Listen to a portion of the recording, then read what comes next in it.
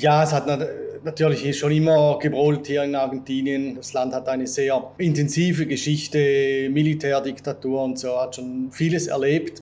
Interessant ja auch, dass ja auch besonders junge Menschen, vor allen Dingen Milei, gewählt haben. Die beste Lösung, die erste Lösung, die funktioniert nicht. Okay, wie können wir das anders lösen? Wenn man natürlich vom Ausland her bezahlt wird, dann federt dies auch ein bisschen die Inflation ab, weil der Wechselkurs, der passt sich ja zum Teil der Inflation an. Dann hörst du links und rechts einfach Cambio, Cambio, Cambio, Cambio, Dólares, Dólares, Cambio, Cambio. Das ist wie Drogen in anderen Ländern, ja? Wie siehst du die Zukunft dieses Landes? Keine Ahnung, was da kommt. Mal schauen. Perspektive Ausland. Der Podcast für Unternehmer und Freiberufler, die es ins Ausland zieht. Egal ob Steuerplanung, Auslandsfirmengründung oder Lifestyle-Fragen. Hier geht's jede Woche zur Sache. Und hier sind deine Gastgeber, Daniel Taborek und Sebastian Sauerborn. Willkommen bei einer neuen Folge von Perspektive Ausland. Wir wollen heute über das Thema Argentinien reden. Genau, wir jetzt sagen schon wieder.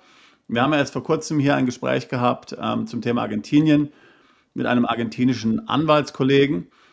Das war allerdings vor der Wahl von Milei und das Thema Milei treibt viele von euch um. Das sehen wir hier regelmäßig in den Kommentaren. Das ist faszinierend. Es ist natürlich das erste Mal, dass hier letztlich ein bekennender libertärer Regierungschef geworden ist in einem Land, dazu noch ein sehr großes und auch doch wichtiges Land wie Argentinien. Und es ist sehr interessant hier natürlich für alle, die dieses Thema interessiert, österreichische Schule, was Libertäre so tun, zu sehen, was da genau gerade passiert in Argentinien. Ja, das ist ja so ein bisschen hier letztlich ein Versuch am offenen Herzen, kann man schon sagen. Ja, also da wird da ganz schön Änderungen, da werden wir nachher nochmal drüber sprechen. Und daher freue ich mich besonders, heute hier zu Gast zu haben, einen wirklichen Experten, wenn es ums Thema Argentinien geht. Experten deswegen, weil er nämlich selbst in Argentinien wohnt. Und wir können zum Glück sagen, er kommt sogar sozusagen aus dem eigenen Hause. Er arbeitet bei uns im Team mit. Hier, ich rede vom Manuel. Der Manuel ist ursprünglich aus der Schweiz, wohnt aber in Argentinien. Und ich könnte mir keinen besseren Gesprächspartner als ihn vorstellen, um mal hier tatsächlich einen Erfahrungsbericht zu hören, wie das Ganze in Argentinien läuft, seit Milei hier an die Macht gekommen ist. Ich tausche schon immer so mit dem Manuel WhatsApp-Nachrichten aus zum Thema Argentinien. Wie gesagt, ich finde es selbst sehr faszinierend. Ich bin zwar kein Libertärer, aber dennoch natürlich die österreichische Schule interessiert mich schon lange. Auch die libertäre Idee interessiert mich schon lange. Ich würde schon sagen, seit fast 15 Jahren. Früher habe ich mal dieses Blog von Lew Rockwell, da lewrockwell.com, entdeckt und fand das Ganze sehr interessant. Daher, also ich freue mich sehr heute, Manuel, dass du dich bereit erklärt hast, hier mal Rede und Antwort zu stehen, mal über deine Erfahrung konkret in Argentinien zu sprechen. Erste Frage vielleicht gleich mal an dich. Wie kommt ein Schweizer nach Argentinien? Also ich kenne ja die Schweiz ziemlich gut. Ich bin in der Nähe der Schweiz aufgewachsen, habe in der Schweiz selbst gewohnt. Ich könnte mir keinen größeren Kontrast vorstellen, ja, wenn man jetzt zwei Länder sich anschaut als Schweiz und Argentinien. Wie bist du nach Argentinien gekommen? Was ist deine Geschichte? Ja, der Kontrast ist natürlich schon sehr groß zwischen der Schweiz und Argentinien. Und es war eigentlich so Zufall. Also ich habe in der Schweiz eine Frau aus Argentinien kennengelernt. Und wir haben uns verliebt, sind dann mehrfach hier nach Argentinien in Urlaub gefahren. Und aus einem langen Urlaub wurde dann sozusagen die Auswanderung. Also ich war Chemielaborant vom Beruf, habe im Labor gearbeitet, Festanstellung, so wie viele das tun. Und habe mich aber immer für die Fotografie interessiert. Habe dann auch so nebenbei in der Schweiz Fotografie gemacht. Aber das war nie so zum Vollzeitjob geworden. Und hier in Argentinien hat es dann einfach geklappt. Also es war hier relativ einfach als Fotograf zu arbeiten, auch als Fotograf, sage ich mal, anerkannt zu werden, weil ja, hier brauchst du einfach nicht so viele Diplome und so weiter und so fort. Es zählt mehr, was du tust, was du vorzeigen kannst an Leistung als an Zertifikaten. Und ich habe dann hier als Eventfotograf gearbeitet, Hochzeitsfotograf gearbeitet. Dann habe ich mit Videografie auch angefangen. Dann kam dann mal irgendwann die Pandemie. Da habe ich mich dann auf Online-Arbeit spezialisiert, also Video editieren. Ja, so sind auch wir dann zusammengekommen. Und ja, jetzt mache ich halt viel Video-Editing für YouTube, für Social Media Ads und Lokalisierungen auch, weil ich ja jetzt mittlerweile 4 Sprachen spreche, also Deutsch, Englisch, Französisch und jetzt Spanisch noch. Sehr interessant. Und du bist jetzt seit wie lang genau in Argentinien? 7 Jahre sind es jetzt. Ah ja, 7 Jahre. Also doch schon eine wirklich, eine wirklich lange Zeit. Ja. Du hast jetzt also so die ganze Zeit letztlich auch vor der Wahl Mileis eigentlich dort mitbekommen. Und ich stelle mir das so ein bisschen vor, wie letztlich die Jahre vor der Französischen Revolution, wo es ja gebrodelt hat unter der Decke. Ja, also ich meine, das Volk wurde immer unzufriedener. Ja, also man hat ja in Argentinien diese gigantischen Inflationsraten hier verfolgen können. Ich meine, sowas kennen wir ja gar nicht. Ich meine, wenn wir hier 10% Inflation haben, dann fängt schon jeder an zu schreien. Dort waren es weit über 100%. Vielleicht ist das noch aus der Türkei uns irgendwo geläufig, aber ansonsten ist das natürlich völlig eigentlich undenkbar. Das heißt, so die Jahre, die du jetzt so mitbekommen hast vor der Wahl von Milei, wo du jetzt schon gewohnt hast in Argentinien, wie muss man sich so die Stimmung vorstellen? Denn man muss ja schon sagen, dass so die Wahl von Milei schon irgendwo so, also eine Protestwahl ist, wie man letztlich sich extremer wirklich nicht vorstellen kann. Ja, der hat ja auch schon während des Wahlkampfs keinen Hehl daraus gemacht, was er für Positionen hat. Zum Teil wurde es ja auch dann weltweit diskutiert, so von wegen, Leute sollen ihre Körper verkaufen können, sollen sich selbst in die Sklaverei verkaufen können und so weiter und so fort. Also so die Zeit jetzt vor der Wahl, wie kam es eigentlich dazu, dass der Kessel sozusagen dann explodiert ist und hier wirklich dann dieser Ausnahmekandidat, dieser wirkliche Außenseiter hier in Argentinien an die Macht gekommen ist? Ja, es hat natürlich schon immer gebrodelt hier in Argentinien, also auch wenn man die Geschichte anschaut und so, das Land hat eine sehr intensive Geschichte, Militärdiktatur und so, hat schon vieles erlebt. Und es herrscht auch so, wie sage ich so, ein bisschen 2 Seiten, 2 Parteiensystem. Also die einen Parteien, die mehr auf Richtung oder in der Richtung Kirchnerismus, Peronismus sind, sehr, sehr sozial orientiert sind, auch massenweise Staatsgeld, sag mal, ja, in die Leute, in das Sozialwesen investieren. Zu viel vielleicht, weil dadurch entsteht auch eine unglaubliche Inflation. Also die Inflationsrate im letzten Jahr, das war jetzt über 160%. Gespürt hier in Argentinien war es noch mehr, also die Preiserhöhungen, wenn man zurückblickt ein Jahr, das war mehr als die 160%. Das war 200-300% vielleicht. Und ja, viele Leute sind einfach unglücklich mit der Situation, sind nicht sehr zufrieden mit der Politik, wie das läuft, mit den Politikern. Ich mag mich erinnern, ich habe schon im Fernsehen Bilder gesehen vom Kongress, also Schlagabtausch wird da zum Teil wirklich wörtlich genommen, also da gehen sie mit Fäusten aufeinander los. Milei hat meiner Meinung nach halt einfach eine Alternative geboten. Man muss vielleicht auch noch ein bisschen das Wahlsystem hier in Argentinien anschauen.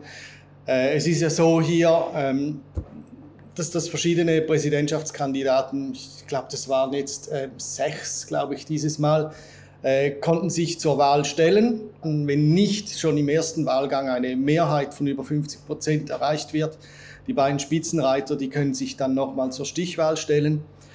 Was passiert ist, der Spitzenkandidat Massa, der hat dann im ersten Wahlgang irgendwas über die, ich weiß nicht, was, glaube ich, knapp 40% oder so bekommen. Milei war dann um die 30 rum oder so, 35. Und die zwei haben sich dann einfach nochmal zur Stichwahl gestellt. Da war noch ein dritter Kandidat, das war die Patricia Bullrich, und die ist so, sagen wir mal, so ein bisschen auf der gleichen Seite wie Milei. Und ich denke, in der zweiten Wahl haben dann halt auch viele Leute, die vorher für Patricia Bullrich gestimmt haben, eher für Milei gestimmt als dann für Massa. Und ja, ich denke, so ist es dann auch zustande gekommen, sicherlich auch Protestwahl und so weiter und so fort. Interessant ja auch, dass ja auch besonders junge Menschen, ja, also ich denke jetzt mal, ich sage mal Menschen jünger als 40, ja, hier vor allen Dingen Milei gewählt haben, während wir ja oftmals in Europa sagen, naja, im Grunde genommen, die jungen Leute, es ist eher politikverdrossen. Vielfach wird auch hier letztlich durch die Älteren letztlich bestimmt, welche Partei an die Macht kommt, so in den europäischen Ländern. Hier aber tatsächlich die jungen Leute einen großen Einfluss gehabt. War davon was zu spüren, ja, oder wie hast du es empfunden? Ja, also ich kenne schon Leute in meinem Umfeld, auch jüngere Leute, die für Milei gestimmt haben und hinter Milei stehen. Ich kenne den Javier Milei sogar persönlich, wobei nicht sehr gut, aber der hat mal früher im gleichen Wohnkomplex gewohnt wie ich. Und der hat ja irgendwie 5 Hunde oder so. Und sein ältester Hund, also seine große Liebe, sage ich mal, der Conan, mit dem habe ich den Milei schon öfters gesehen, als er mit dem Conan spazieren ging. Der hat ja ein Hüftproblem, also der hat so wie einen Hunderollstuhl gehabt und so. Und ja, da hat sich der Milei sehr um diesen Hund gekümmert. Und die Gespräche mit Milei, die gingen dann auch eher um den Hund als um die Politik. Als jetzt jemand, der jetzt aus der Schweiz kam, wie gesagt, ich hatte vorhin schon gesagt, die Unterschiede können wahrscheinlich größer nicht sein. Beschreib doch mal so ein bisschen, damit man sich das so vorstellen kann, als jemand, der aus dem deutschsprachigen Raum kommt. Also damit man sich mal so vorstellen kann, wie das tatsächlich in Argentinien war und was dann vielleicht auch zu dieser Wahl geführt hat. Wie muss sich das vorstellen, das Leben in Argentinien jetzt im Vergleich zur Schweiz? Was sind so die ganz großen Unterschiede? Was war vielleicht auch für dich einfach persönlich so ein großer Kulturschock, wo du gesagt hast, da habe ich jetzt vielleicht persönlich Schwierigkeiten mit, mich da umzustellen, mental und so. Also was hat dich da ganz persönlich vor allen Dingen beeindruckt, was dir da aufgefallen? Ja, also die Schweizer, die sind natürlich extrem organisiert und manchmal zuweilen fast schon überorganisiert. Also das könnte vielleicht auch ein Grund sein, warum einige Schweizer dann auch sich zur Auswanderung entscheiden. Eben wie gesagt, es braucht eigentlich für alles, braucht es ein Zertifikat, eine Ausbildung, ein Formular, selbst für Ausnahmen. Und es gibt den Plan A und daran hält man sich. Argentinien möchte sich gerne ausgezeichnet organisieren, also die schauen wirklich hoch nach Deutschland, Schweiz, Europa. Das merkt man auch, wenn man hier mit dem Argentinier ins Gespräch kommt und man erzählt dem, man ist aus der Schweiz, das ist so, wow, aus der Schweiz, und ja, alles super sauber, alles super organisiert und so weiter, alles perfekt läuft da. Ja, der Argentinier möchte gerne so sein. Die Realität, die sieht leider anders aus. Es ist hier sehr viel chaotischer. Oftmals funktioniert Plan A schon mal prinzipiell nicht und man greift halt auf Plan B zurück. Aber das ist genauso gut, oder Plan C oder Plan D. Es wird hier schon recht oft improvisiert und ja, es gibt keinen Aufstand, wenn man halt mal improvisieren muss. Also das typische Schweizer, ja, nein, so geht das nicht und man muss das so machen und so, also das geht nicht so, man muss das so machen, man muss das so machen. Das ist hier nicht so. Hier ist es eher, okay, wir haben ein Problem, das Problem muss gelöst werden. Die beste Lösung, die erste Lösung, die funktioniert nicht. Okay, wie können wir das anders lösen? Ich selber habe mich da auch ziemlich verändert in der Richtung. Das merke ich auch, wenn ich mit Schweizer Freunden, die jetzt noch in der Schweiz wohnen, spreche. Oder kürzlich war meine Mutter hier zu Besuch. Die ist schon sehr schweizerisch. Und ja, das war schon relativ, ich sage mal, für sie manchmal ein bisschen schwierig, sich hier dann zurechtzufinden. Oder das Kann ich mir vorstellen. Ja, das Chaos dann zu verkraften und sich da zurechtzufinden. Und wahrscheinlich geht es dir ja auch so ein bisschen, wie es ja vielen Auswanderern geht. Ja? Das heißt also, du bist vielleicht noch kein waschechter Argentinier, aber auch letztlich hast du dich ein bisschen so schon vielleicht weiterentwickelt von der Person, die du warst, als du in der Schweiz gelebt hast, hast neue Erfahrungen gemacht, neue Horizonte haben sich aufgetan und man fühlt sich so ein bisschen, wie man irgendwo nirgendwo dann mehr so 100% wirklich reinpasst. Ist doch deine Erfahrung? Ja, definitiv. Also ich denke, vor allem beruflich habe ich mich sehr in die Richtung entwickelt, in die ich eigentlich gehen wollte. Und es ist so, ich habe das Gefühl, ich wurde hier wie so befreit von dem Gedanken, ja, du musst einen Beruf lernen, du musst an deiner Arbeit nachgehen, immer schön pünktlich zur Arbeit erscheinen und so weiter und so fort. Und das ist dann dein Leben. Also das, was du lernst, das machst du dein Leben lang. Und ja, wie gesagt, hier arbeite ich jetzt in der Fotografie, Videografie. Darauf habe ich mich spezialisiert. Ich arbeite aber als Freelancer, also ich kann mir meine Arbeitszeiten relativ frei einteilen. Das richtet sich dann weniger nach einem Stundenplan oder so, nach den Arbeitszeiten, den Tagesarbeitszeiten und mehr nach dem Arbeitsaufkommen. Und ja, ich kann mich einfach hier freier organisieren und so wie ich finde, viel freier leben hier. Ja. Klingt wahnsinnig faszinierend. Jetzt hattest du ja vorhin kurz beschrieben, letztlich, wie chaotisch das Land war. Und das hat sich ja auch auf die Staatsfinanzen enorm ausgewirkt. Jetzt, wie würdest du das beschreiben in Argentinien, so die Situation der Bevölkerung, ja, der Allgemeinbevölkerung? Sicherlich kann ich mir vorstellen, wie in jedem Land gibt es natürlich eine wohlhabende Oberschicht und es gibt Reiche und denen geht es eigentlich immer gut. Aber gibt es dort viel Armut? Gibt es da sichtbare Armut? Also diese ganze Inflation, die wir jetzt hier verfolgt haben, und ja, es geht ja auch schon über Jahre so, die Entwertung letztlich des Geldes und des Vermögens. Wie wirkt sich das hier auf das Schicksal und die finanzielle Situation der Bevölkerung aus? Ja, die Armut, die ist schon sehr sichtbar. Also es gibt zum Beispiel, ich lebe ja hier in Buenos Aires, eine Riesenstadt, die doppelt so viele Leute leben hier, wie die Schweiz als Bevölkerung hat.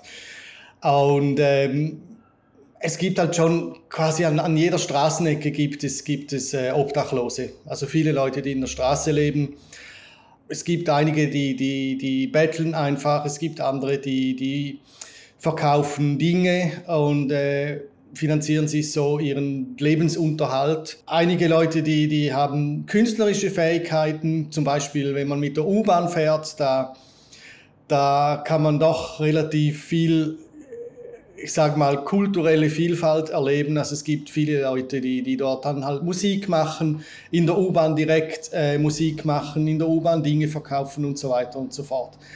Also die Armut, die ist sehr sichtbar. Die Armutsrate von Argentinien, das ist ja jetzt irgendwie um die 40%. 40%, fast die Hälfte der Bevölkerung lebt in Armut in diesem Land. Es gibt auch ziemlich große Unterschiede zwischen der Stadt Buenos Aires und dem Rest von Argentinien. Also man sagt, Buenos Aires ist nicht Argentinien. Buenos Aires, das ist eine sehr kosmopolitische Stadt, sehr angehaucht von Europa. Es gibt sehr viele italienische, also Nachkommen von italienischen Staatsbürgern hier zum Beispiel, aber auch Deutsche zum Beispiel, einige Schweizer, Spanier und so weiter und so fort. Ja, die Bevölkerung ist schon sehr durchmischt hier. Auf dem Land, da sieht man dann auch mehr oder häufiger, sag mal, das, was man sich vielleicht eher unter einem Lateinamerikaner sich vorstellen würde, also eher dunkelhäutige Menschen, Menschen mit indigener, glaube ich, heißt das, Herkunft. Und ja, es gibt halt einfach wirklich auch finanziell natürlich einen Unterschied. Also in Buenos Aires ist alles teurer. Da wohnen die meisten Leute, die viel Geld haben, wohnen natürlich in Buenos Aires. Und dann im riesigen Rest von Argentinien, da ist dann die Armut doch auch noch groß oder größer. Nur was ich das Gefühl habe, es ist dort nicht so sichtbar. Da trifft man nicht so auf die Leute, die dich dann regelrecht anbeckeln um Geld. Jetzt jemand wie du, nehme ich an, der jetzt letztlich ja vielfach Kunden im Ausland hat, außerhalb von Argentinien, wahrscheinlich auch in ausländischer Währung, US-Dollar oder Euro oder Franken bezahlt wird. Und es sind ja viele unserer Zuhörer und Zuschauer, die sich ja auch dafür interessieren, möglicherweise mal ein paar Jahre in Argentinien zu leben. Würdest du sagen, dass du, wenn du jetzt hier nicht abhängig bist von lokalen Kunden, nicht von lokalen Jobs und so weiter und so fort, dass es sich dann dort ziemlich gut leben lässt in Argentinien? In Buenos Aires jetzt konkret? Ja, ich denke schon. Also das macht halt doch schon auch einen Unterschied aus, ob man hier in lokaler Währung bezahlt wird oder ob man im Ausland bezahlt wird. Wenn man natürlich vom Ausland her bezahlt wird, dann federt dies auch ein bisschen die Inflation ab, weil der Wechselkurs, der passt sich ja zum Teil der Inflation an.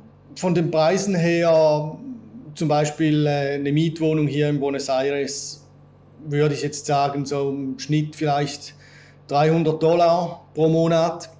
Ja, das sind dann so 2 Zimmer ungefähr. Also 2 bis 3 Zimmer.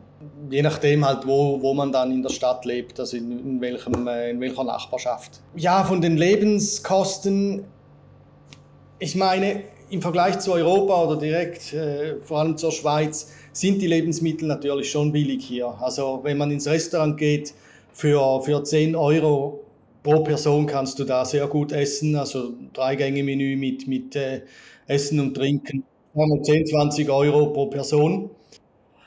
Aber das ist natürlich für die Argentinier hier doch schon eine Preisklasse, weil natürlich das Einkommen des Argentiniers ist, was ist so das Durchschnittseinkommen, ich sage mal zwischen 300 und 500 Dollar.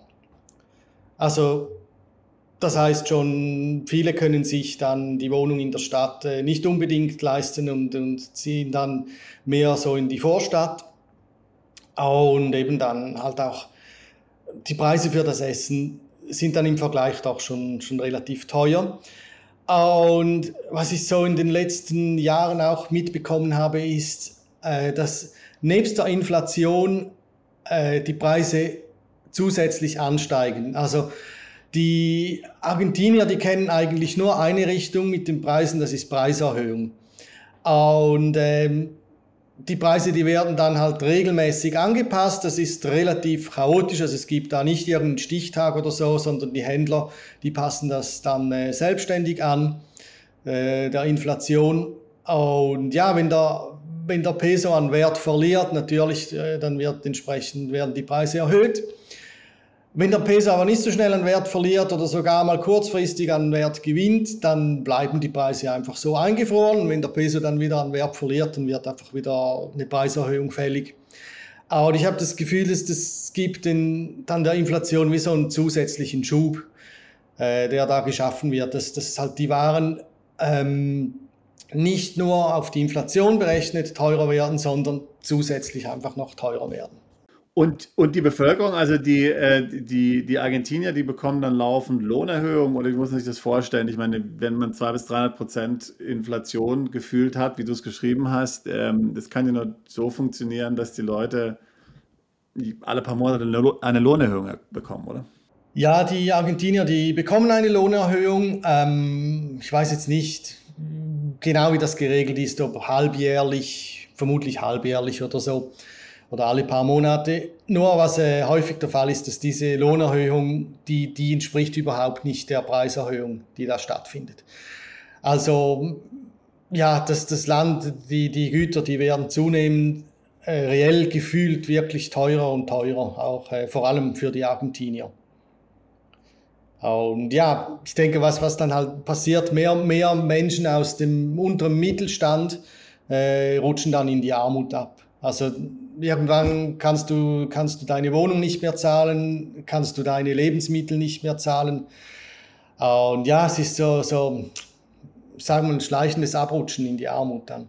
Genau, und im Grunde genommen, also, und das hat sicherlich ja dann auch die Wahl von Milei letztlich dann hier befeuert, ja, dass letztlich man ständig diese Spirale hat, alles wird teurer, die Inflation lässt sich nicht unter Kontrolle bringen, es findet keine wirkliche Besserung statt und irgendwie ist es dann total perspektivlos irgendwo auch. Aber so in Geschäften, wenn du jetzt was einkaufen gehst, dann nimmst du dann schon Peso. Also das ist dann nicht so, dass du jetzt mit hier durch die Stadt gehst und überall mit Dollar bezahlst, sondern Dollar ist eher die Ausnahme. Das heißt, du wechselst immer von Dollar in Peso und dann bezahlst du aber effektiv in Peso oder halt mit irgendeiner Kreditkarte oder sowas. Man bezahlt schon in Peso hauptsächlich, also für den täglichen Einkauf und so. Dinge wie zum Beispiel, wenn du eine Wohnung kaufst oder Immobilien kaufst, das wird dann schon in Dollar gemacht. Also da verkauft ja keiner sein Haus in Peso. Das wäre ja völliger Schwachsinn. Also das wird dann schon in Dollar gemacht. Und ja, normalerweise wird mit Kreditkarte bezahlt. Also da gibt es ganz viele Dinge. Das eine zum Beispiel Kreditkarte, da gibt es, wie nennt sich das, Quotas sin Interés. Also das heißt, du kannst in Quoten bezahlen, das kennen wir ja von Kreditkarten, 3, 6, 12 Quoten und bezahlst so deine Einkäufe ab. Sin Interés heißt aber hier, dass du quasi, wenn du heute 10.000 Peso für eine Ware bezahlst, dann zahlst du 3 Quoten oder 6, sagen wir 3 Quoten und jede Quote ist dann 3.333 Peso. Also du meinst Raten, ja, also Rate pro Ratenzahlung, ja. Genau, Ratenzahlung. Und Sin Interés, das heißt einfach, dass das quasi die Inflation ist dann da ausgeschlossen. Also du zahlst den Preis und du zahlst die Rate halt in 3 Raten und es wird kein Zuschlag erhoben, weil normalerweise wird ein Zuschlag erhoben, der die Inflation ausgleicht und Sin Interés, da wird einfach der Zuschlag nicht erhoben. Was passiert ist so im letzten Jahr, da war ja die Inflation wirklich wahnsinnig und das geht ja quasi logarithmisch, geht die Kurve hoch. Und ich habe zum Beispiel im letzten Jahr habe ich mir einen Kühlschrank gekauft für, was war das, vielleicht 250.000 Peso. Das war damals so um die $600. Und ich habe da einen Kauf gemacht mit 12 Raten. Und ja, jetzt zahle ich die letzte Rate, zahle ich da von diesem Kühlschrank. Aber umgerechnet, die 250.000 Peso, das sind jetzt noch $250. Also die letzte Rate, die ist eigentlich ziemlich günstig. Und darum gibt es auch immer weniger Angebote. Also früher hat man viele Angebote noch so für ein Jahr, über ein Jahr weg, ohne Interesse abzahlen können. Das sieht man heute kaum mehr. Jetzt sind es vielleicht noch 3 Monate, höchstens 6 Monate. Dann gibt es noch eine andere Gegebenheit, das hat dann mit der Währung zu tun, also mit dem Währungsumtausch, beziehungsweise den Dollar Blue. Hier in Argentinien gibt es irgendwie, ich glaube, 6 verschiedene Wechselkurse für Fremdwährung auf argentinische Peso. Angeführt werden diese Wechselkurse vom offiziellen Wechselkurs. Der war vor Milei noch irgendwie bei knapp 400 Peso pro Dollar, hast du da bekommen. Und ein wichtiger anderer Wechselkurs, das ist dann der Dollar Blue, das ist der Schwarzmarkt-Dollar. Also der war vor Milei, beziehungsweise ist jetzt noch auf ungefähr 1000 Peso.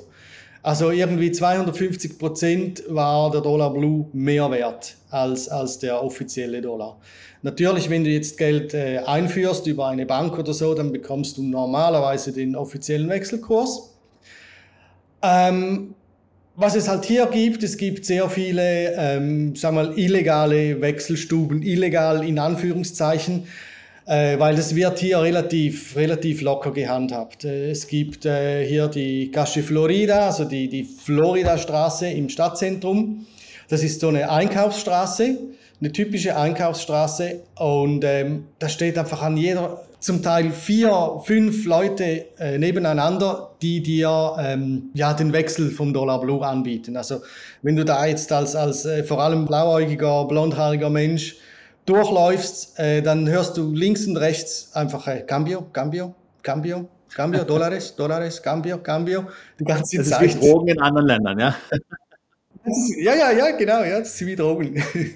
Und ja, dann fragst du mal, okay, wie ist der Kurs, wie schaut der Kurs aus? Ja, wie viele Dollar willst du wechseln? 2.000 Dollar, 3.000 Dollar? Nee, so 100 Dollar. Ah, okay. Ja, für 100 Dollar gebe ich dir, ich weiß nicht, 1.000 Peso pro Dollar. Und wenn du dann einwilligst, dann gehst du mit dem mit und der führt dich dann irgendwo in so ein Ladengeschäft rein und da ins Hinterzimmer, und da im Hinterzimmer wird dann das Geld gewechselt. Und das ist einfach ein reges Business hier, aber es hat niemanden interessiert eigentlich wirklich. Also Polizei, manchmal gab es Razzien, und wenn so eine Razzia gemacht wurde, das hat sich natürlich sehr, sehr schnell rumgesprochen, und dann haben die Wechselstuben einfach ein paar Tage zugemacht und dann ging es fröhlich wieder weiter, so wie vorher. Du kannst hier maximal 200 Dollar pro Monat legal beziehen. Das nennt sich dann Spardollar, also da kannst du bei deiner Bank die 200 Dollar umtauschen. Da zahlst du den normalen offiziellen Wechselkurs plus 30% Landessteuern, plus 30% Einkommenssteuern und Vermögenssteuern, sowas in der Richtung, also 60% noch mehr. Und so kannst du dann quasi maximal 200 Dollar pro Monat auf dein Sparkonto überführen. Viele Leute hier haben 2 Konten, also ein Konto in Pesos. Das Peso-Konto dient für den täglichen Gebrauch, und ein Konto in US-Dollar, was dann zum Sparen dient. Das ist noch so eine andere Eigenheit.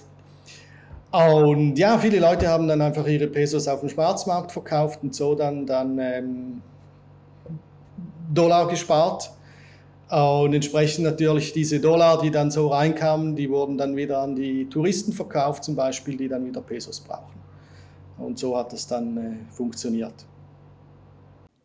Also jemand, der jetzt sich überlegt, nach Argentinien auszuwandern, für den ist es ja erstmal ziemlich gewöhnungsbedürftig, ja. Also sich da zurechtfinden, muss man natürlich sehen, auch was sich da jetzt durch Milei dann tatsächlich ändern wird, ob jetzt hier so der US-Dollar praktisch als tatsächliche Währung oder als weiteres offizielles Zahlungsmittel eingeführt wird, sodass jeder dann hier mit Dollar bezahlen oder der Peso hier an den Dollar praktisch angehängt wird, gepackt wird. Das fällt mir das deutsche Wort gar nicht gerade mal ein. Also das müssen wir jetzt natürlich sehen, aber jetzt, wenn du jetzt jemandem sagen würdest, wenn du jetzt jemandem einen Tipp geben würdest, der jetzt sich überlegt, nach Argentinien auszuwandern, also du würdest im Grunde genommen wäre dein Tipp zu sagen, okay, letztlich nur das Geld zum täglichen Bedarf in Argentinien haben, in Peso haben oder auf argentinischen Konten haben, alles andere im Ausland, ja. Was natürlich auch passiert ist, der Peso, der wurde angepasst. Also der Peso, der vorhin 400 Peso wert war pro Dollar, oder wo du vorhin 400 Pesos pro Dollar bekommen hast, bekommst du jetzt über 800 Pesos pro Dollar. Also für jemanden, der jetzt vom Ausland nach Argentinien zieht, vor allen Dingen jemand, der jetzt hier aus der Schweiz kommt oder aus Deutschland kommt, vor allen Dingen aus der Schweiz, ich meine, der Schweizer Franken ist ja noch viel stabiler letztlich als der Euro jetzt, oder früher die Deutsche Mark war auch sehr stabil, ist es auf jeden Fall natürlich eine sehr große Umstellung. Ja? Das ist ja ganz klar, das stelle ich mir wirklich vor, als was, wo man sich dann immer überlegen muss, okay, wie wechsle ich jetzt um, was muss ich jetzt genau machen? Also eine Komplikation, die man im Grunde genommen im Leben nicht haben will. Und wir nehmen das ja immer so irgendwo selbstverständlich hin, ja, wenn wir so in einem Land leben wie Deutschland, Österreich, Schweiz, dass das so mit der Währung einfach irgendwie so funktioniert. Wir wissen nicht genau wie. Die Inflation ist irgendwie unter Kontrolle, aber man sieht jetzt mal, wie das eben in anderen Ländern ist, wo das nicht so reibungslos läuft, was das dann für die Menschen tatsächlich für ein Problem im Alltag und so weiter konkret bedeutet. Und da gibt es ja sicherlich auch noch andere Bereiche, wo das ganz ähnlich ist. Wie ist denn zum Beispiel in Argentinien deiner Erfahrung nach mit dem Gesundheitswesen? Wie muss man sich das vorstellen? Wie zuverlässig ist es, wenn man das jetzt vergleicht mit Deutschland oder der Schweiz? Wie gut sind die Ärzte? Wie gut ist die Versorgung? Wie wird es finanziert? Gibt es Krankenversicherung oder zahlt man bar oder wie funktioniert es genau?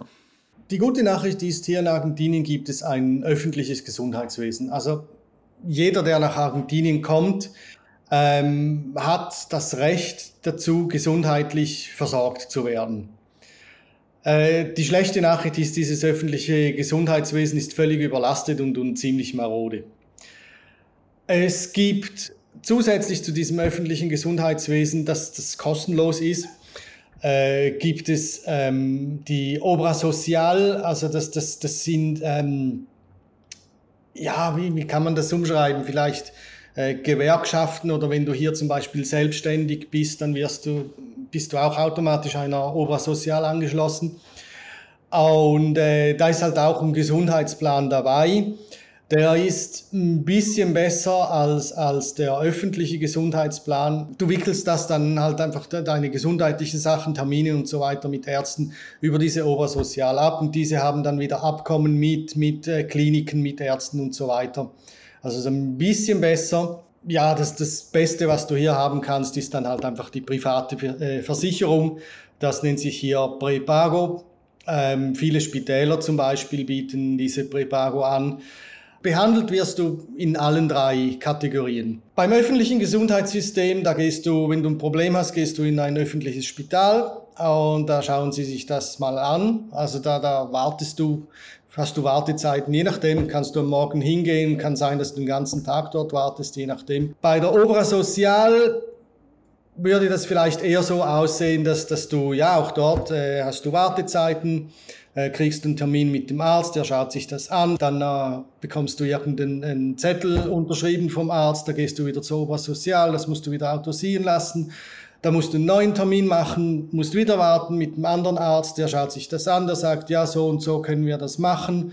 Und wenn du bei der Prepago bist und halt ein gutes Krankenhaus hast und so, dann kann es schon sein, dass du dann halt dort mal auftauchst, sagst, hast ein Problem, du bekommst dann Arzttermin, musst vielleicht eine Stunde warten, vielleicht auch nicht, manchmal geht das auch direkt. Also es sind einfach so verschiedene Stufen. Und was kostet sowas die gesundheitliche Versorgung, wenn ich jetzt sagen würde, okay, ich möchte gerne dieses höchste Level der gesundheitlichen Vorsorge haben, so diese private Krankenversicherung, die du angesprochen hast. Mit was muss ich da so für Kosten rechnen pro Monat für so eine Versicherung? So um die 100 Euro, sagen wir um die 100 Euro pro Monat. Das ist dann wirklich eine gute Krankenkasse.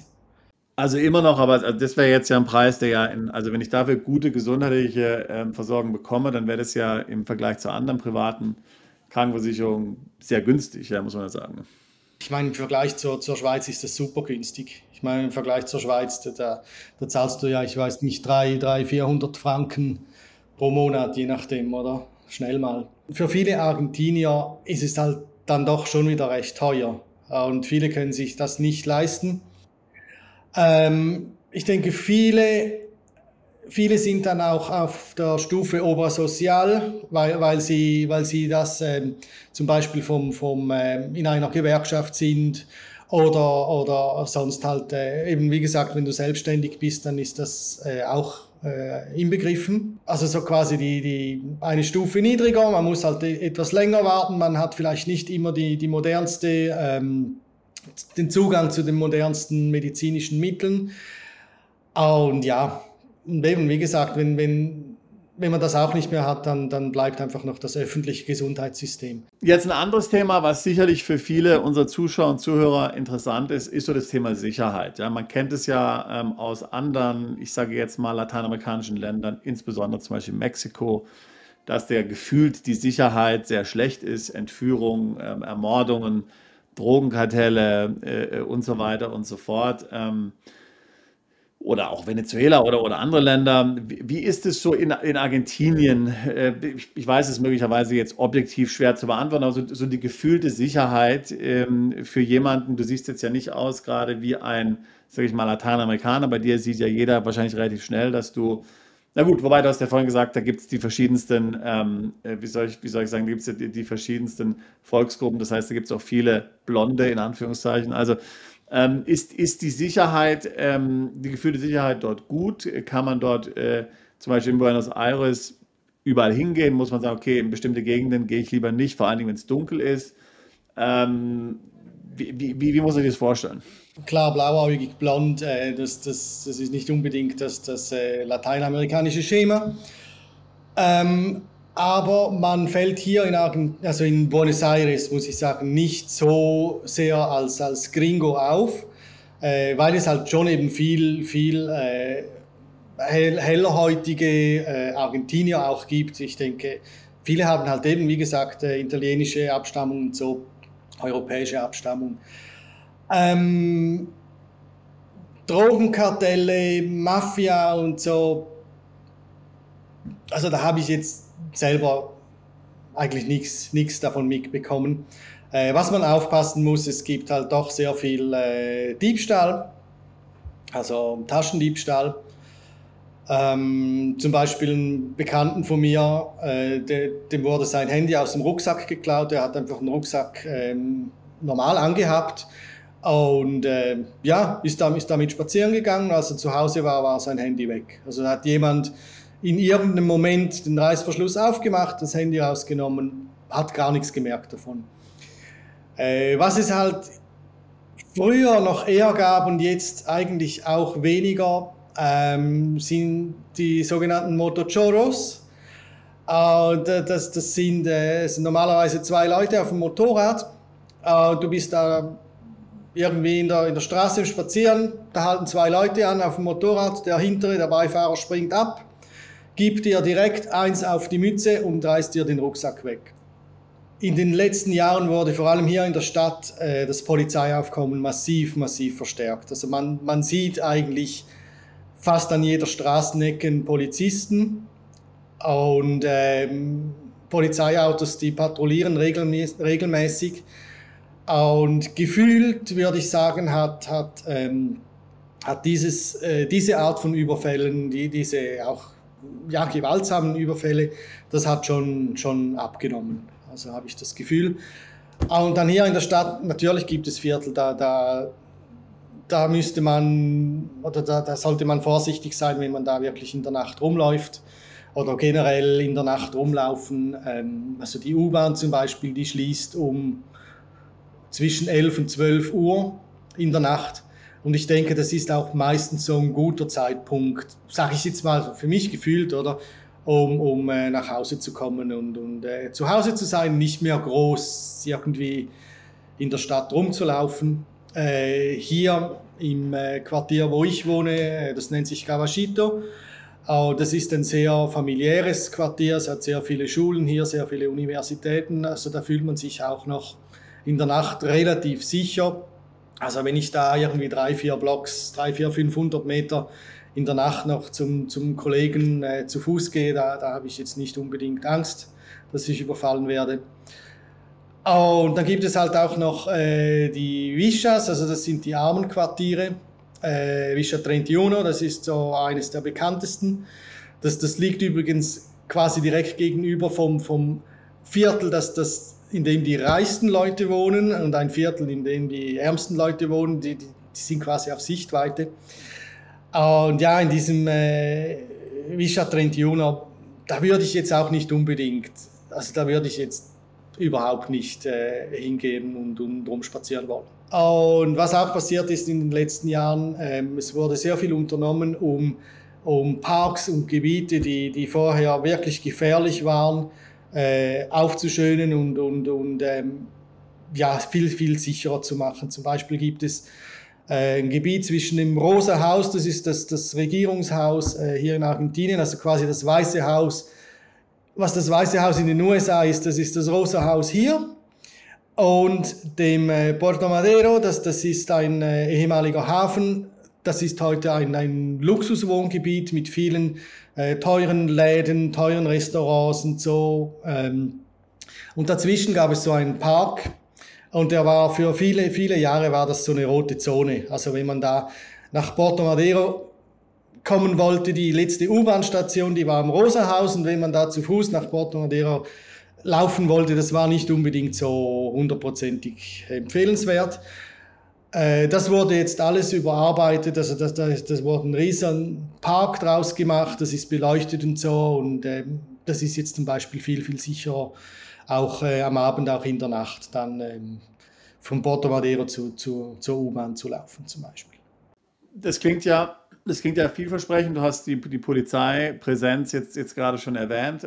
In vielen solchen Ländern ist ja oftmals das Problem, dass die Polizei und generell, ich sage mal, Beamte sehr schlecht bezahlt werden und deswegen die Korruption sehr groß ist. Das heißt, wenn man irgendwas erreichen will, was weiß ich, man braucht eine Baugenehmigung oder sonst irgendwas, funktioniert es im Grunde nur, wenn man hier letztlich ein zusätzliches Geld bezahlt. Das kann vielleicht auch Vorteile haben, dass wenn man in eine Verkehrskontrolle kommt, und man nicht, ich sage mal, Konsequenzen vermeiden will, man einfach hier mit wenig Geld sich da rauskaufen kann. Wie ist das in Argentinien, das Thema Korruption? Ist das so, Korruption im Alltag meine ich jetzt, dass alle Politiker irgendwo korrupt sind, ist mir schon klar. Aber so im Alltag, ist das was ein Thema ist dort oder eher nicht? Nee, für mich jetzt, nee, überhaupt nicht. Da habe ich jetzt überhaupt in dem Sinn nichts mitbekommen, die Polizei hier. Ja, manchmal habe ich so ein Gefühl, ja, sind sie vielleicht so ein bisschen gelangweilt. Also es ist schon viel halt Polizisten mit dem Handy und die sind dann ja auf dem Handy am Rumtippen, weil sie halt den ganzen Tag irgendwo an der Straßenecke stehen müssen und quasi darauf warten, dass was passiert. Aber wenn du mit dem Polizisten hier sprichst oder sind sie eigentlich, ja, freundlich und geben ja Auskunft und sind auch hilfsbereit. Sehr interessant, sehr interessant. Ein Thema, was immer wieder hochkommt, jetzt gerade auch bei unseren Zuschauern und Zuhörern, ist das Thema generell zweite Staatsbürgerschaft. Ja? Das hat verschiedene Gründe, dass man einen Plan B haben will oder dass man befürchtet, was weiß ich, irgendwann kommt die Besteuerung der Staatsbürgerschaft, gerade auch in Deutschland ist das möglicherweise ein Thema. Und dann besorgt man sich einen Zweitpass, so die Idee letztlich, und dann kann man die deutsche Staatsbürgerschaft zum Beispiel abgeben, um dem dann zu entkommen. Jetzt interessanterweise, das weißt du sicherlich, ist die argentinische Staatsbürgerschaft ja die mit am einfachsten überhaupt zu erlangen ist. Nach meinem Verständnis ist es so, wenn du verheiratet bist mit einer Argentinierin, kannst du schon am Tag darauf letztlich nach der Hochzeit die Staatsbürgerschaft beantragen in Argentinien oder ansonsten, wenn du dort lebst, auch nach sehr kurzer Zeit letztlich schon. Ist es für dich ein Thema, die argentinische Staatsbürgerschaft oder als doppelte Staatsbürgerschaft neben der Schweiz, oder hast du sogar schon gemacht oder was ist da deine Perspektive? Ja, also für mich ist es im Moment kein Thema. Argentinische Staatsbürgerschaft, ja, ich könnte die beantragen. Was ich weiß, musst 2 Jahre hier gelebt haben. Wie es mit der Heirat aussieht, ob du da direkt die Staatsbürgerschaft beantragen kannst, das wüsste ich jetzt nicht, wie das genau geregelt ist. Ich habe eine Niederlassungsbewilligung hier, die ist gültig bis, ich weiß nicht, 2035 oder so. Also die ist, glaube ich, 15 Jahre gültig, wenn du die bekommst. Und ja, also im Moment ist das für mich kein Thema. Ich bin eigentlich zufrieden mit meiner Schweizer Staatsbürgerschaft. Und dann halt einfach mit der argentinischen DNI, also der ID-Karte, die ich hier habe. Ja, aber ich kann mir natürlich vorstellen, je nachdem für jemanden, der zum Beispiel, ich sage mal, aus Peru vielleicht kommt oder Bolivien oder irgendeinem anderen Land, das relativ wenige Abkommen hat, Einreiseabkommen mit anderen Ländern, beziehungsweise komplizierte, dass man da ein Visum braucht und so weiter und so fort. Da könnte die argentinische Staatsbürgerschaft durchaus interessant sein, weil man ist doch mit dem argentinischen Pass, hat man doch um einiges eine größere Reisefreiheit als zum Beispiel mit ich sag mal, bolivianischen Pass zum Beispiel. Also was ich weiß, in Europa kannst du da problemlos einreisen, kannst 90 Tage unterwegs sein, dich aufenthalten, ohne dass du da ein Visum brauchst mit dem argentinischen Pass. Ja, also könnte für den einen oder anderen vielleicht interessant sein. Übrigens, also unser ein Thema, was wir mit dem argentinischen Rechtsanwalt besprochen hatten, damals war so zum Thema Visum für Argentinien. Also es gibt auf jeden Fall so ein sogenanntes Investorenvisum für Argentinien, wenn man zum Beispiel dort eine eigene Firma gründet. Und aufgrund der Inflation ist der Betrag letztlich, den man da investieren muss in das eigene Unternehmen, wahnsinnig gering. Also ich glaube, das sind jetzt nur noch 4.000 oder 5.000 Dollar, ja, letztlich umgerechnet. Und dann letztlich bekommt man dann eine langjährige Aufenthaltsgenehmigung als Investor. Ja. Also wer da ein Interesse hat, der sollte sich sicherlich das Ganze nochmal anschauen. Ich würde jetzt vielleicht nochmal gerne kommen auf die Änderungen am Status quo letztlich, die wir jetzt erwarten oder die du erwartest, konkret durch Milei und jetzt auch sein DNU, also sein Dekret, was du ja, von dem du jetzt ja auch schon mehrfach gesprochen hast. Also nochmal, um es zu sagen, falls es hier unseren Zuschauern und Zuhörern nicht bewusst ist, also wie gesagt, Milei, Präsident von Argentinien, hat ja jetzt im Parlament keine Mehrheit.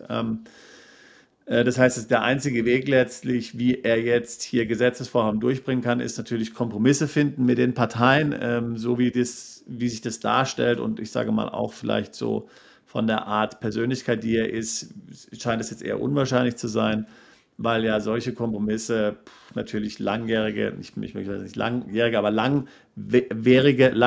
Verhandlungen voraussetzen. Das kann ich mir nicht vorstellen. Und der andere Weg eben ist, den zu gehen, wie es ja im Grunde jeder Präsident, Premierminister oder ähnlicher Amtsträger kann, ist eben über Dekrete zu gehen. Das heißt, er erklärt einen nationalen Notfall und kann dann entsprechend hier zumindest zeitlich beschränkte gesetzliche Vorhaben selbst auf den Weg bringen. Wir kennen das ja ganz oft aus den USA, wo das heißt Executive Order, wo der Präsident dann Dinge letztlich hier gesetzlich festlegt, weil zum Beispiel der Kongress dort nicht in die Potte kommt. Und es scheint so zu sein, wie wenn das nun auch der Weg wäre, den Milei hier gewählt hat, was auch aus meiner Sicht der einzige realistische Weg ist, jetzt hier irgendwas für ihn zu erreichen, aufgrund eben der fehlenden Mehrheiten, die er hat. Und du hattest schon angesprochen, er hat jetzt hier Ende 2023, also so praktisch kurz vor Silvester, noch hier ein solches Dekret jetzt auf den Weg gebracht, was jetzt auch schon in Kraft ist, ja, seit wenigen Tagen. Und damit werden tatsächlich Hunderte von Gesetzen angepasst, außer Kraft gesetzt. Und darüber wollen wir jetzt nochmal reden, weil das ist ja letztlich die Vision des Argentiniens, die er jetzt hat. Und da ist natürlich interessant die Frage, was jetzt dort konkret uns erwartet, oder nicht unbedingt uns erwartet, vor allen Dingen aber dich erwartet und andere Bewohner Argentiniens. Zum Teil klingt es ja doch sehr radikal, nach dem zu urteilen, was du mir auch schon erzählt hast. Gib uns doch mal so eine Zusammenfassung von diesem Dekret, von diesem DNU, was dort Ende Dezember 2023 in Kraft getreten ist. Ja, genau. Eben wie du gesagt hast, der Javier Milei, der Präsident, der hat das Dekret, war das 1-2 Tage nach seiner Amtseinführung bereits vorgelegt, unterschrieben. Und ja, eigentlich, so wie ich das verstehe, von dem Moment an ist das Dekret quasi in Kraft. Also ich glaube, es gibt dann eine 10 Tage Frist. Da muss das Dekret im Kongress vorgelegt werden. Der Kongress hat dann nochmals 10 Tage Zeit, darüber zu entscheiden, ob er das Dekret ablehnen will.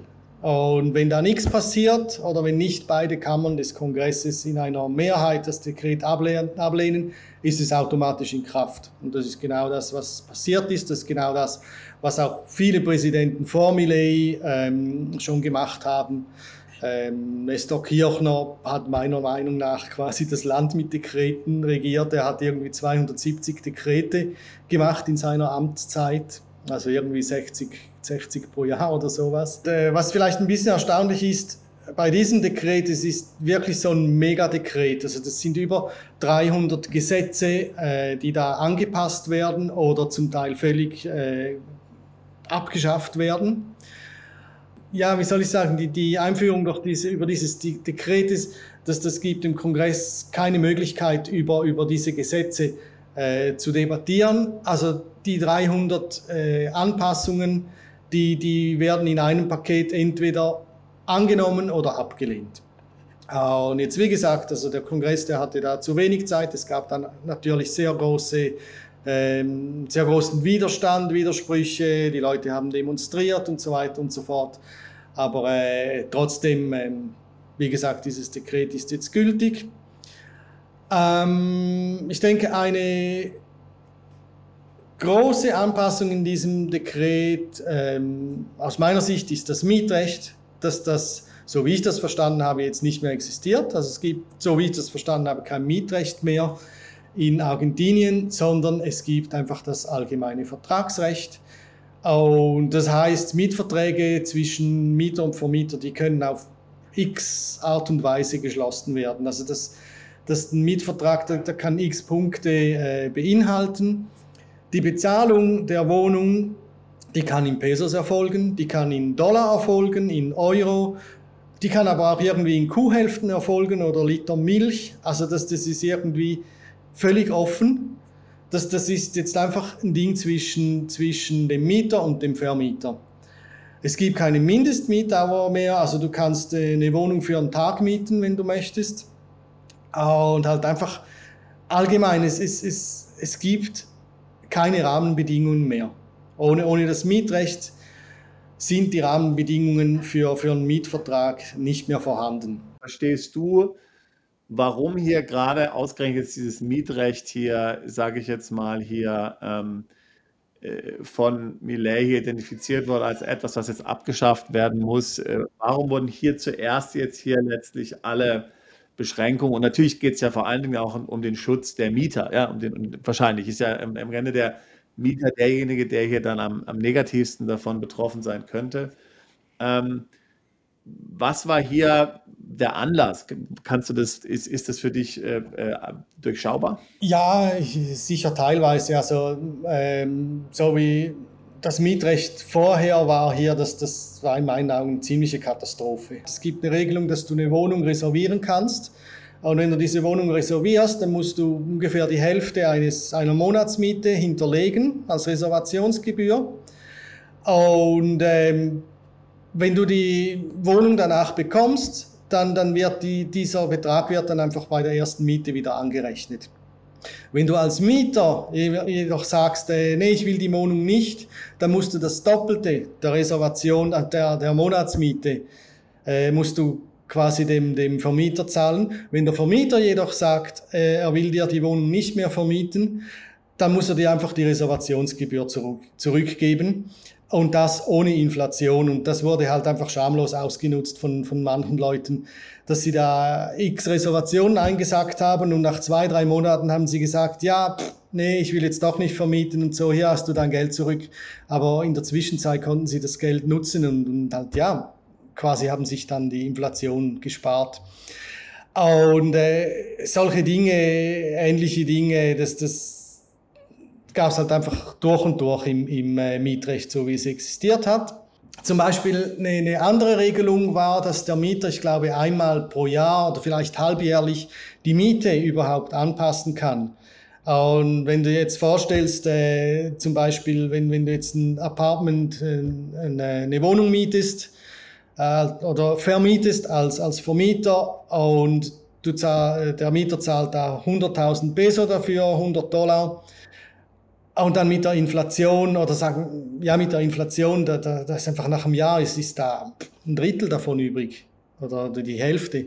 Also da musst du auf die Hälfte deiner Mieteinnahmen verzichten. Das war dann so auf der anderen Seite eine, ich sag mal, Fehlregelung oder ungenügend geregelt. Und ja, das Mietrecht, das hat halt schon sehr geschwächelt. Ich finde es einfach relativ krass, dass man jetzt sagt, ja, nee, Mietrecht brauchen wir nicht. Weg damit.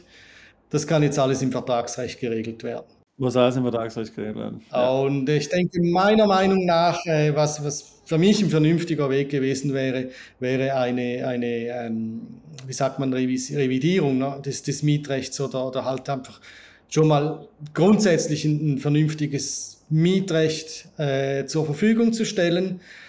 einfach Rahmenbedingungen zur Verfügung zu stellen, die vernünftig und die fair für beide Seiten sind, für Mieter und Vermieter.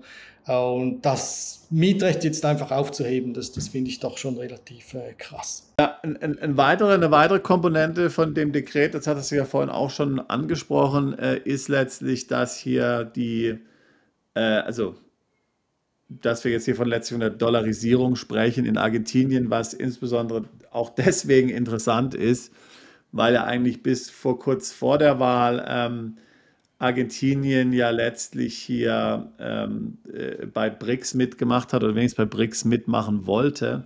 Also das heißt hier Brasilien, China und solche Länder und hier auch eine Alternative zum westlichen Geldsystem, was ja auf dem Dollar basiert ist, letztlich aufbauen wollte. Jetzt hat ja vor kurzem, ich glaube vor wenigen Tagen, Milei ganz klar gesagt, nein, bei BRICS will man nicht mehr mitmachen.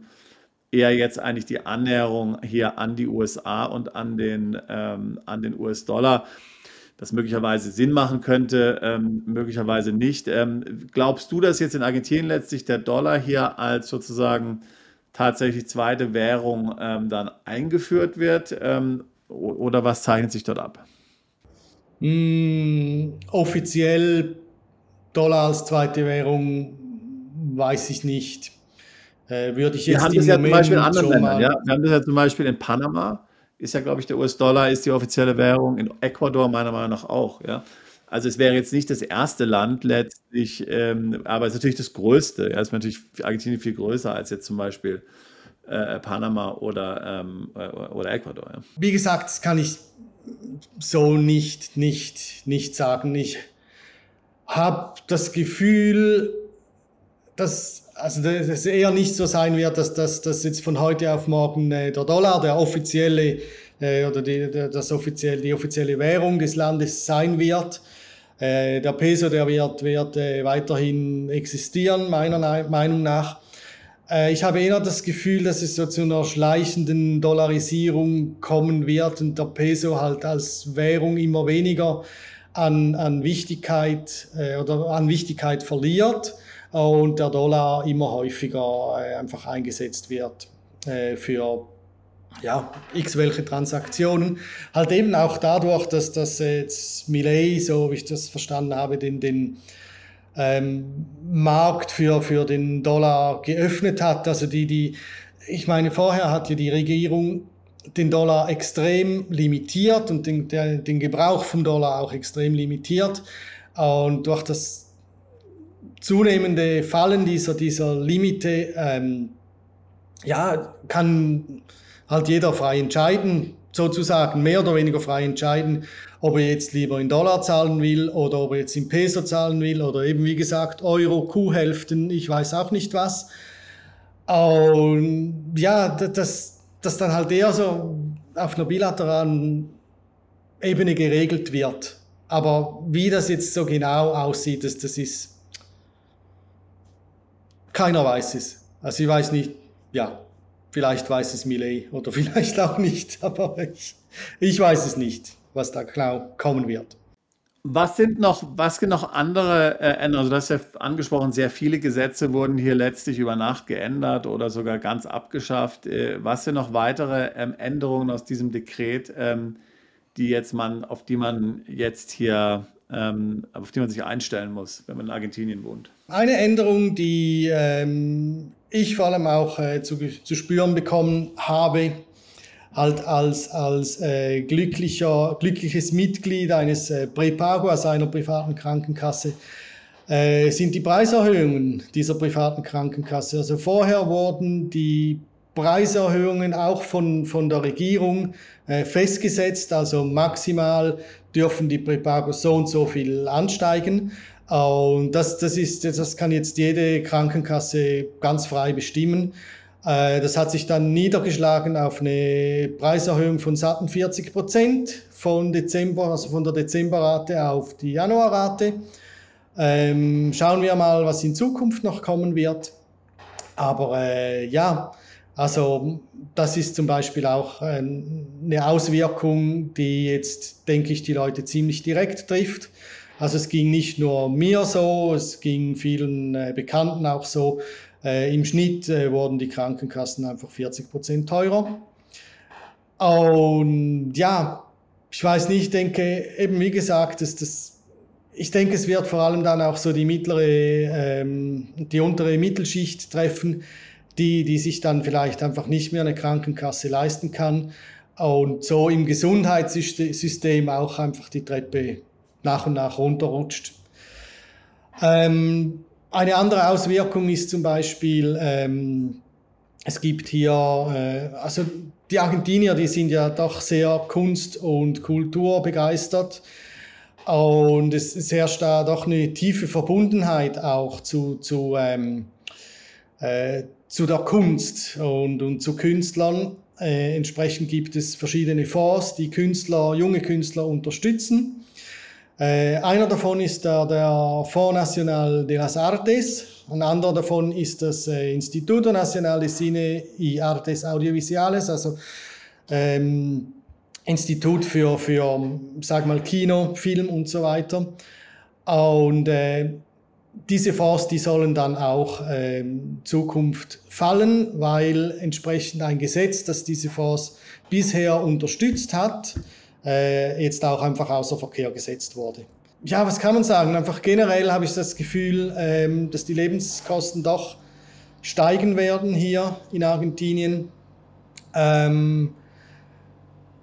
Zum Beispiel die Preisanpassung auch des offiziellen Peso, der war ja vorher bei 400 Peso pro Dollar, jetzt ist er bei 800. Das bewirkt halt einfach, dass auch importierte Produkte sofort teurer wurden. Eine Klimaanlage hier hast du vielleicht für $500 umgerechnet bekommen, das kostet jetzt $700 zum Beispiel und so weiter und so fort. Also ich denke, das Land wird einfach generell halt teurer werden. Ich kann mir vorstellen, dass das eben, wenn du im Ausland arbeitest oder für das Ausland arbeitest, wenn du dein Einkommen aus dem Ausland hast, dass sich das nicht so stark betrifft. Aber die Argentinier, die hier im Land selber arbeiten, die ihr Einkommen aus argentinischen Quellen haben, denke ich, die werden schon ziemlich darunter leiden.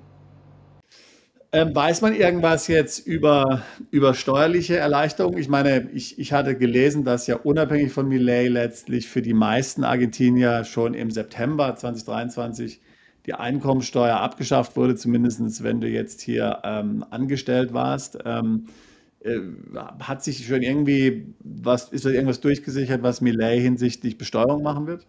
Da wüsste ich jetzt persönlich nichts Genaues darüber, nichts Genaues. Eben ist für mich anders, weil ich arbeite hier im Monotributor und da gibt es sowieso eine Vereinfachung mit den Steuern und so, also Pauschalsteuer quasi, die man dann je nachdem zahlt, je nachdem wie viel man halt dann verrechnet und so weiter und so fort. Ja, also es sind alles sehr interessante Entwicklungen. Ich merke so auch von dir natürlich, als jemand, der davon direkt betroffen ist natürlich eine ganz andere Position als jetzt ich. Ich kann jetzt hier sitzen, mich mit dir unterhalten und das ist alles ganz interessant. Wenn man natürlich dort selbst sozusagen drinsteckt, mit Leib und Leben, auch mit Familie und so, dann ist natürlich was anderes, weil natürlich viele der Maßnahmen auch irgendwo schon relativ radikal klingen und vielleicht auch ein bisschen, wie soll ich sagen, übers Knie gebrochen. Ja, also wir hatten ja vorhin die Schweiz über die Schweiz geredet und wie die Dinge in der Schweiz funktionieren, wie sie organisiert sind. Da ist ja schon der demokratische Prozess auch über Jahrhunderte gewachsen und die Bevölkerung wird befragt und mit einbezogen über die direkte Demokratie. Da ist alles organisiert und jetzt werden hier Maßnahmen einfach mal eben so entschieden.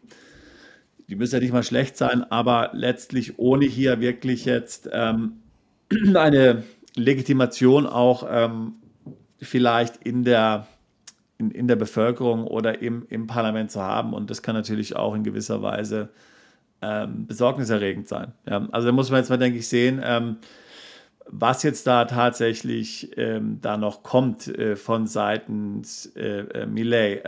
Vielleicht zum Abschluss noch, Manuel, wie ist denn so deine persönliche Prognose und wie siehst du die Zukunft Argentiniens unter Milei und darüber hinaus? Bist du eher hoffnungsvoll oder glaubst du, dass man jetzt sagt, naja, okay, Der Milei, der ist jetzt vielleicht ein paar Jahre an der Macht und dann kommt wieder sowieso die alte Garde wieder hier, wird wieder nach oben geschwemmt. Wie siehst du die Zukunft dieses Landes? Ja, schwierig zu sagen. Also ich habe halt Argentinien so ein bisschen als Achterbahn erlebt, vor allem politisch auch.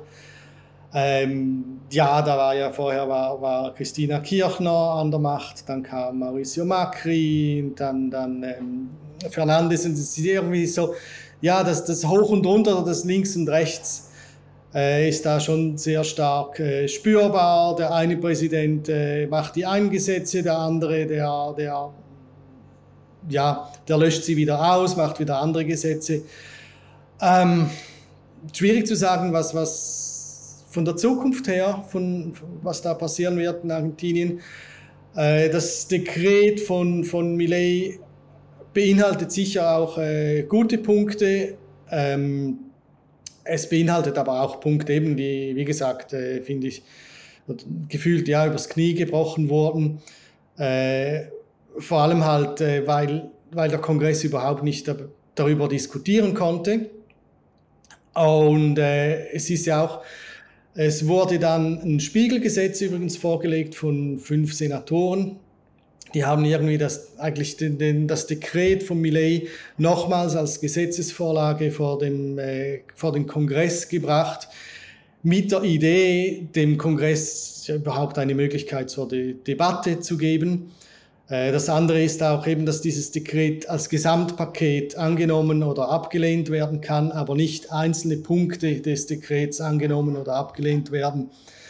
Das nennt sich hier Omnibusgesetz, also quasi wenn da verschiedene Gesetze wie in einem Bus verpackt vorgelegt werden und wenn der Bus jetzt über eine Brücke muss, dann ist einfach, entweder fährt der ganze Bus über die Brücke mit all den Passagieren oder halt nicht.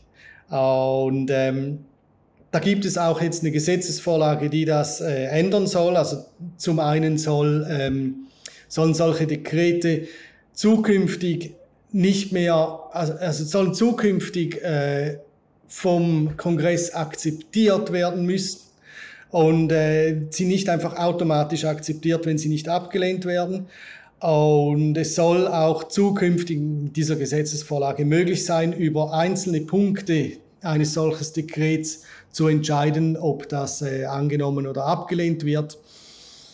Im Moment ist alles ziemlich, sagen wir mal, ja, chaotisch hier und die Zeit wird einfach zeigen, was jetzt noch alles kommt und vor allem wie die Leute, wie die Argentinier damit umgehen.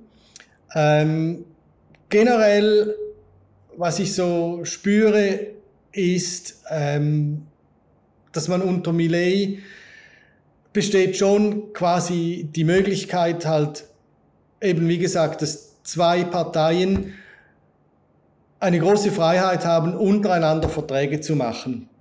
Und untereinander die Dinge zu regeln über einen Vertrag, diesen Vertrag relativ frei zu gestalten.